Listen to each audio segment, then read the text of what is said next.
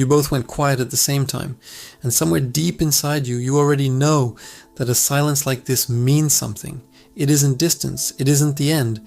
When two people who genuinely felt each other stop speaking at the same moment, 5 very specific things are already happening beneath the surface, and every single one of them matters more than you realize right now. Because here is what psychology shows us about mutual silence. It is never accidental. Two people do not go quiet at the same time by chance. The human mind, when it is genuinely connected with another person, does not simply switch off. It retreats inward. It protects itself. It waits.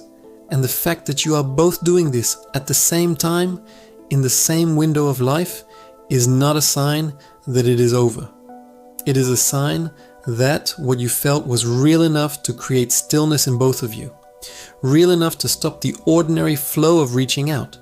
They're real enough that neither of you can treat what existed between you casually, the way you would treat something that never actually touched your heart. You went quiet. Because the noise of pretending was too loud to maintain. The noise of acting as though this didn't matter, as though what was between you wasn't significant, was simply more than either of you could carry. And that is not weakness, that is honesty, that is the full weight of something that genuinely mattered landing exactly where it should. The first thing happening right now is that you are both protecting something deeply tender inside yourselves. Silence in a relationship that carried real emotional weight is almost never about indifference. Psychology consistently shows us that when two people who share genuine depth and real intimacy go quiet at the same time, they are almost always shielding the most vulnerable parts of who they are, the parts that got too close, the parts that opened up, that allowed someone in, and then felt the full exposure of that openness. You went quiet because speaking right now feels like reaching out with your heart, visible, with no certainty that it will be received with the care it deserves.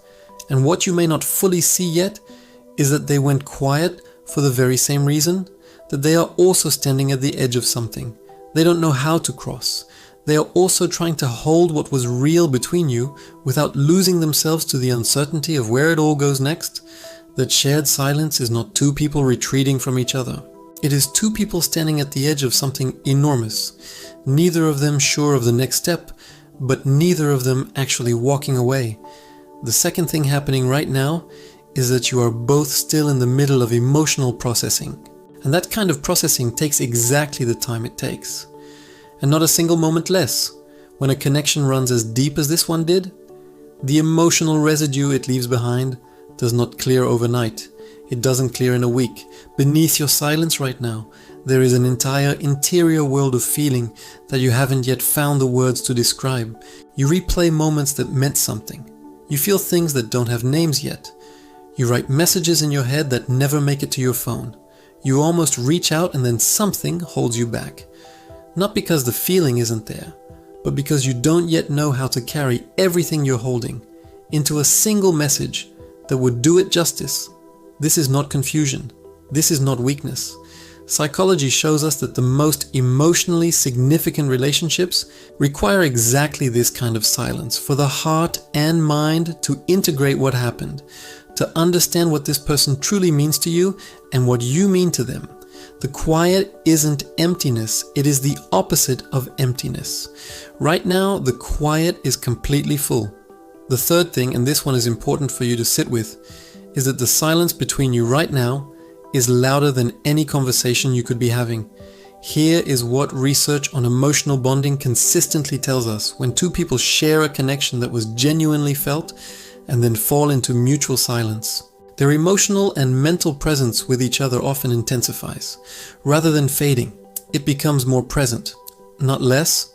You think about them when something happens, and your very first instinct is still to reach for your phone and tell them you feel their absence in the spaces where their presence used to live, in the quiet of an ordinary morning, in the middle of a moment that should feel normal, but somehow doesn't quite anymore.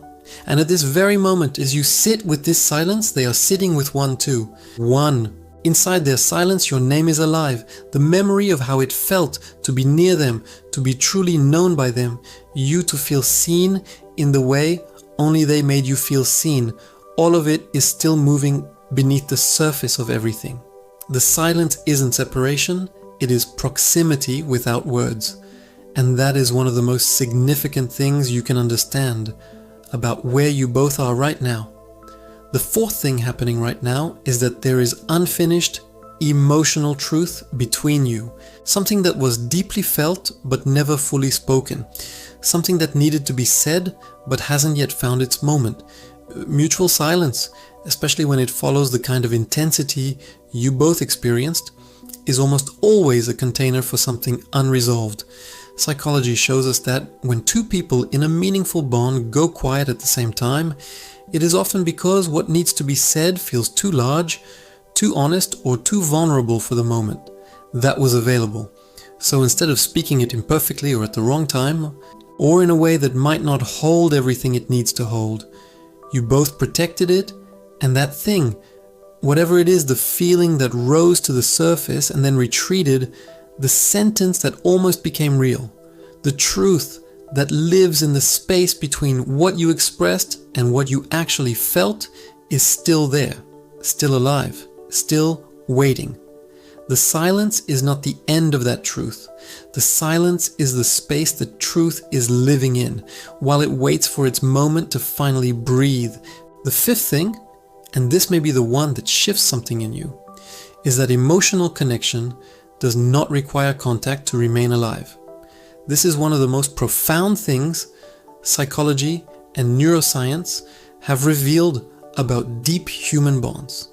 The part of you that recognized this person, that felt strangely at home in their presence, that opened in ways it rarely opens for anyone, that let itself be seen with less armor than usual. That part does not simply go quiet because the message is stopped. Your nervous system still carries the memory of what they felt like.